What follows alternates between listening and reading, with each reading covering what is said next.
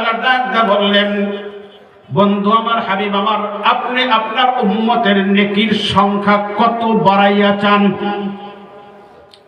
আল্লাহ পাক রব্বুল আলামিনের কাছে আল্লাহ পাকের হাবিব ডাক দিয়ে বললেন, মাওলা, আমি যা চাবো আপনি আমাকে তাই দিবেন। আমি যদি চাইয়া ঠকে যাই, আমার উম্মতের আমলনামায় নেকির সংখ্যা কম হয়ে যাবে। আল্লাহ, আপনি যেমন রহমান, আপনি যেমন রহিম, আপনি যেমন মালিক, আপনার ইচ্ছা মতো আপনি বাড়ান, আমি চাইয়া ঠকবো না। একটা ধনী মানুষ, একটা বাদশা, একটা এমপি যদি অনেক সময় ফকিরদের টাকা চায়, 1-2 টাকা দিতে লজ্জা পায়, কারণ 1-2 টাকা দিলে তার মান আর শান থাকে না। কথা বলেন ঠিক না ঠিক? মানুষ যে যত বড়, তার মান আর শান রাখার জন্য ওই পরিমাণেই সে দান খয়রাত করে। আল্লাহর হাবিব বলতেছেন, আল্লাহ, আপনি তো অনেক মহান, অনেক বড়, আপনার মান অনুযায়ী আপনি বাড়াইয়া দেন। আল্লাহ পাক ডাকদা বললেন, বন্ধু, আপনার উম্মতের আমলনামায় একটা নেকির কাজ করবে আপনার উম্মত, আপনার উম্মতের আমলনামায় একের বিনিময়ে 10টা সওয়াব আমি দান করব। জোরে বলেন সুবহানাল্লাহ। মান জাআ বিল হাসানাতি ফালাহু 10 আমসালিহা।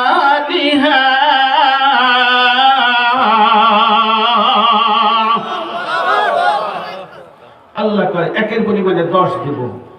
আল্লাহর হাবিব জিজ্ঞেস করলেন, বন্ধু, আপনি খুশি না বেজার? আল্লাহ পাকের হাবিব বললেন, না, আমি খুশি হইতে পারি নাই, খুশি হইতে পারি নাই, আরো বাড়াইতে হবে। লম্বা কথা, অত লম্বা কথা বলার সময় নাই। আল্লাহ পাক ডাকতে বললেন, বন্ধু, কত বাড়াইতে হবে আপনি বলুন। আল্লাহর হাবিব বললেন, না, আমি বলবো না, আপনি বলেন। আল্লাহ আবার আয়াত নাযিল করে দিলেন, মাসালুল্লাযীনা ইউনফিকুনা আমওয়ালাহুম ফি সাবিলিল্লাহি সাবআ সামা। আল্লাহ পাক ডাকতে বললেন, বন্ধু আমার, হাবিব আমার, আপনার উম্মত একটা নেকি করবে, একের বিনিময়ে আমি আপনার উম্মতের আমলনামায় 700 করে নেকি বাড়াইয়া দিতে থাকব। আল্লাহ পাক ডাকদা বললেন, বন্ধু, বেজার না খুশি? আল্লাহর হাবিব বললেন, না, আমি এখনো খুশি হইতে পারি নাই। আল্লাহ পাক ডাকদা বললেন, কতদিনে খুশি হবেন আপনি বলেন। আল্লাহর হাবিব ডাকদা বললেন, আপনি বলেন।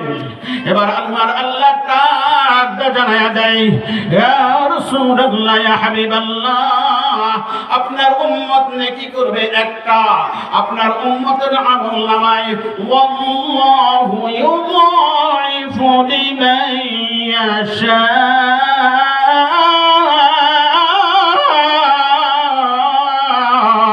আল্লাহু আকবার।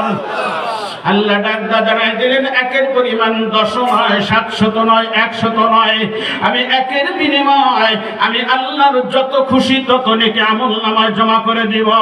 আল্লাহু আকবার। আল্লাহ পাকের ডাকদা বলতেছেন, বন্ধু, এখন বেজার না খুশি? আল্লাহ পাক রব্বুল আলামিনকে বললেন, না, আল্লাহ খুশি, তবে আমার আরো কথা আছে। বলে, কি কথা? যত খুশি তত নেকি আপনি দান করবেন। আমি জানতে চাই, এটা কি সারা বছর এক সমান না রমজান মাসের ব্যতিক্রম আছে?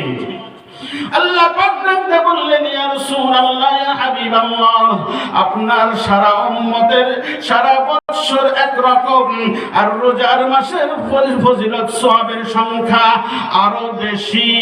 আল্লাহর হাবিব বললেন, কত বেশি হবে?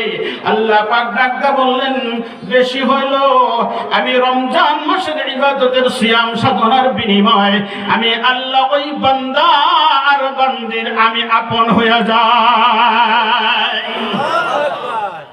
আমি তার হয়ে যাই। আল্লাহ যদি কারোর হয়ে যায়, তার কোনো অসুবিধা আছে? সমস্যা আছে ভাই? আছে আছে নাই?